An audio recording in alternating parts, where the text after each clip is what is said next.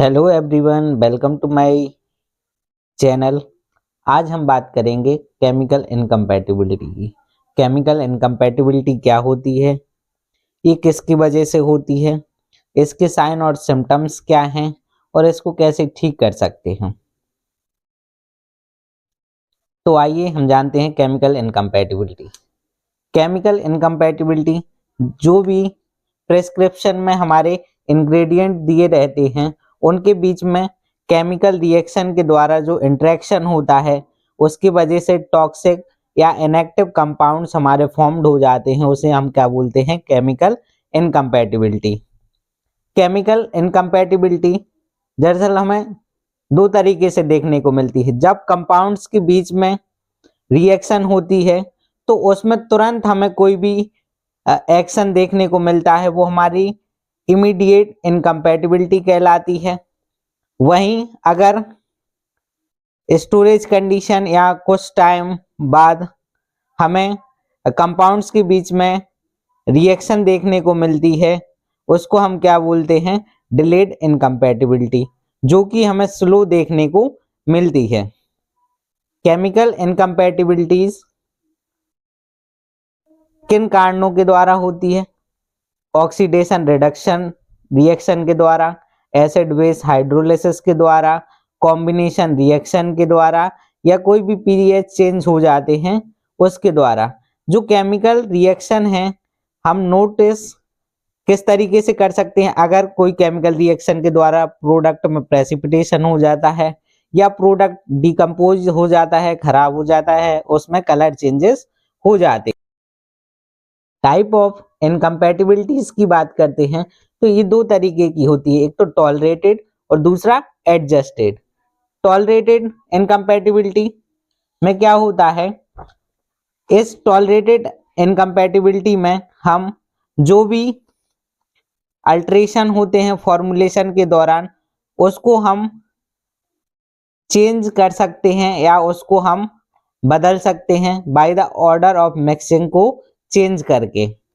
कहने का मतलब ये है कि टॉलरेटेड इनकम्पैटिबिलिटी को हम मिनिमाइज कर सकते हैं by the changing of order of mixing. जैसे कि अगर हम बात करें कि ए बी सी कोई तीन कंपोनेंट हैं, इन कंपोनेंट को आपस में हम क्या कर रहे हैं, मिक्स कर रहे हैं, ए बी और सी, लेकिन ये आपस में कंपैटिबल नहीं है, नॉट कंपैटिबल। तो अब इसको कंपैटिबल बनाने के लिए हम क्या करेंगे, इनके ऑर्डर ऑफ मिक्सिंग को हम चेंज कर देंगे। जैसे पहले ए डाला, फिर बी डाला, सी डाला, लेकिन ये आपस में कंपैटिबल नहीं है। तो हम क्या करेंगे, पहले हम क्या करेंगे, ए लेंगे, फिर उसके बाद हम क्या करेंगे, सी को मिला के देखेंगे। ठीक है, सी को मिलाने के बाद फिर हम क्या करेंगे, बी को मिला के देखेंगे। हो सकता है कि ये आपस में कंपैटिबल हो। अगर ऐसा भी नहीं है तो पहले हम क्या करेंगे, बी कंपोनेंट को इसमें मिलाएंगे, फिर उसके बाद हम ए कंपोनेंट को मिलाएंगे, फिर उसके बाद सी कंपोनेंट को मिलाएंगे। तो मेरे कहने का मतलब जो फॉर्मुलेशन हम कर रहे हैं वही हमें फॉर्मुलेशन बनाना है, लेकिन ऑर्डर ऑफ मिक्सिंग को चेंज करके हम उसको क्या कर सकते हैं, मिनिमाइज कर सकते हैं। जो इनकम्पैटिबिलिटी हो रही है उसको हम मिनिमाइज कर सकते हैं, इसको क्या बोलते हैं, टॉलरेटेड इनकम्पैटिबिलिटी।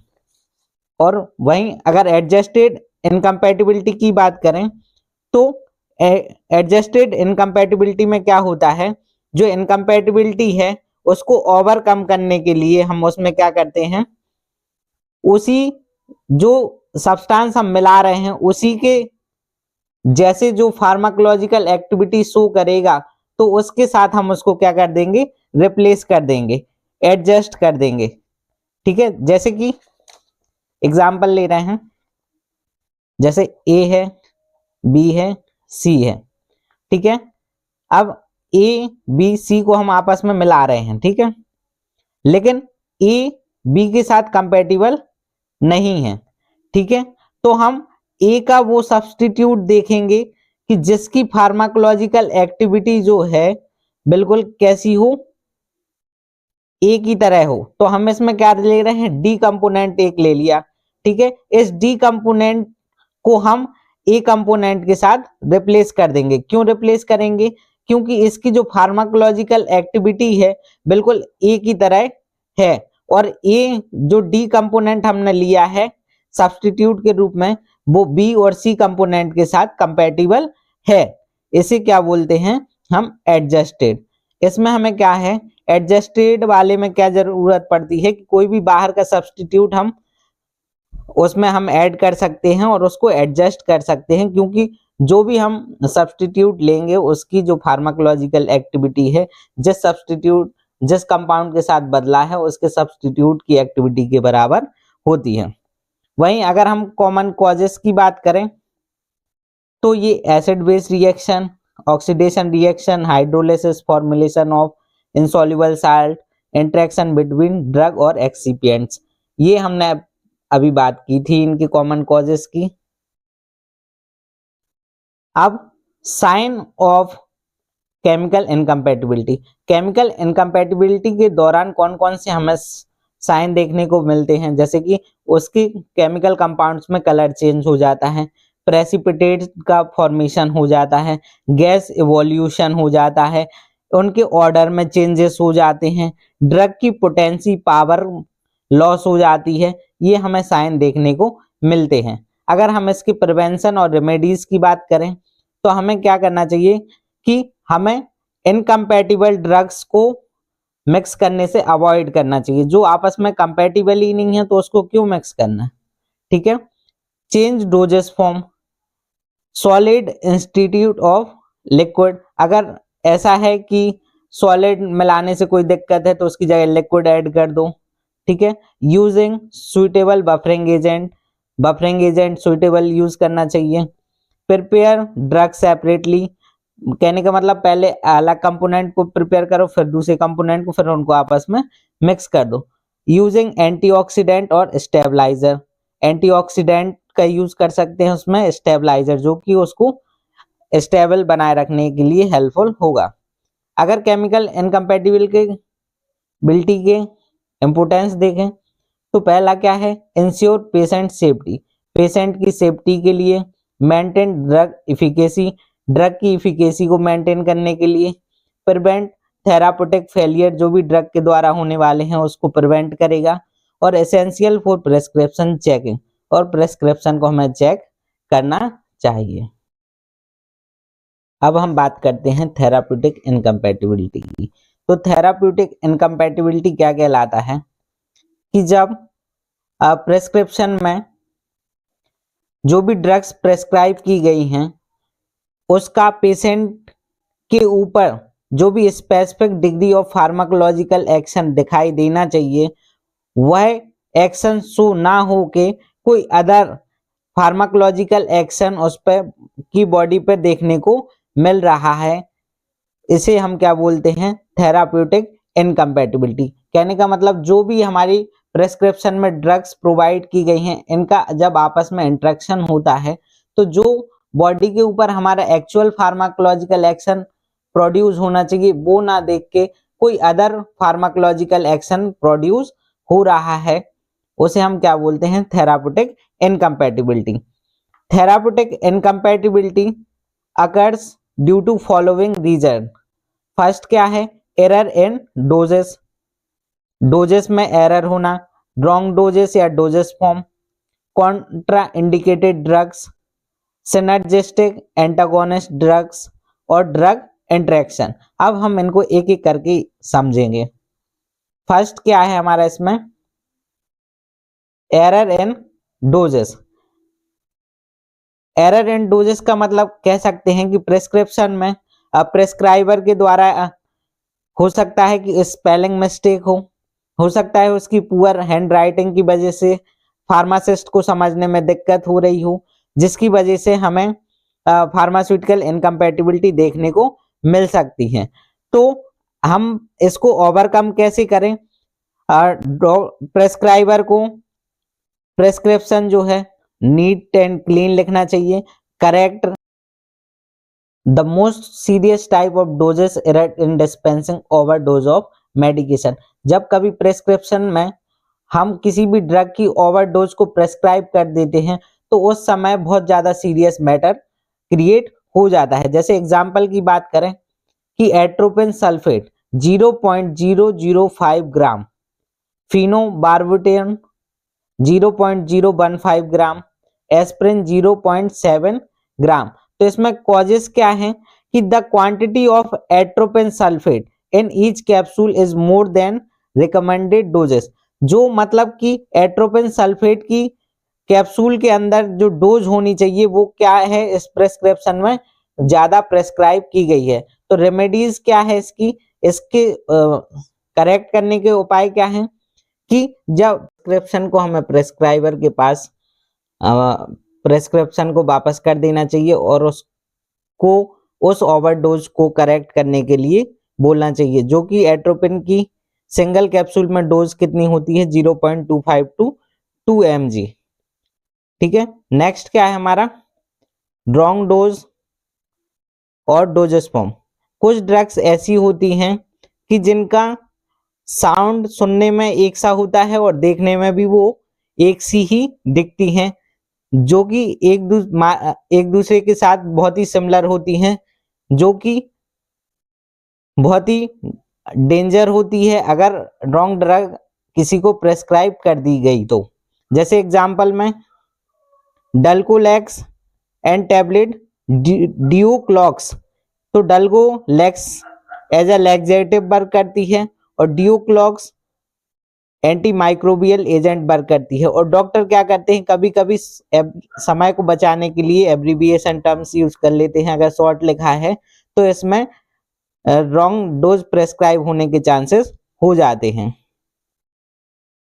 नेक्स्ट है कॉन्ट्रा इंडिकेटेड ड्रग्स।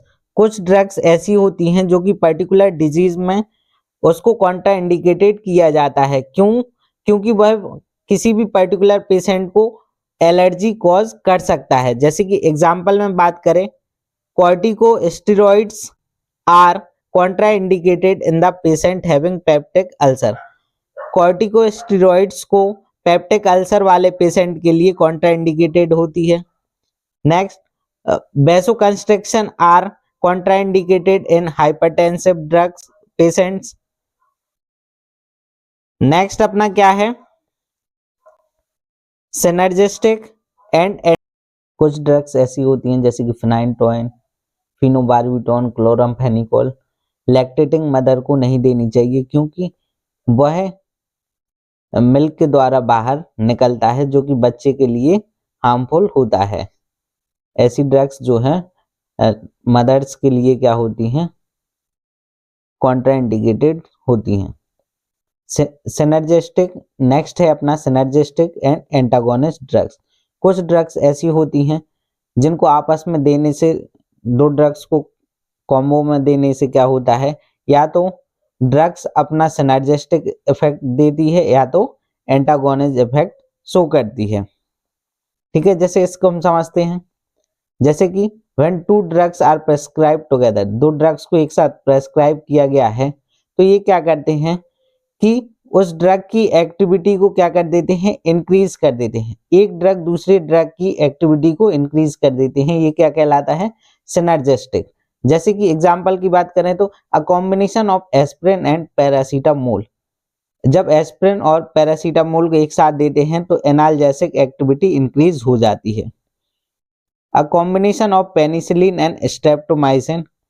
जब पेनिसिलिन और स्ट्रेप्टोमाइसिन ड्रग्स को एक साथ देते हैं तो एंटीबैक्टीरियल एक्टिविटी क्या होती है, इंक्रीज हो जाती है। यही क्या कहलाता है, सिनर्जिस्टिक इफेक्ट।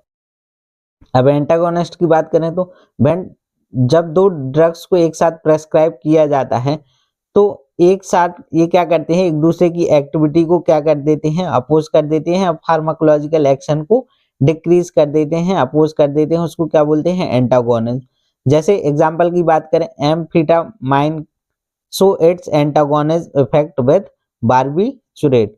एम्फेटामाइन जो है बार्बिचुरेट्स के साथ देते हैं तो ये एंटागोनिस्ट इफेक्ट प्रोड्यूस करते हैं। लास्ट क्या है हमारा, ड्रग इंटरेक्शन। ड्रग इंटरेक्शन हमारा दो तरीके का होता है, एक अनइंटेंशनल और एक इंटेंशनल। अनइंटेंशनल जो कि हम जानबूझ के नहीं करते हैं। The effect of one drugs altered by the prior of simultaneous administration of other drugs।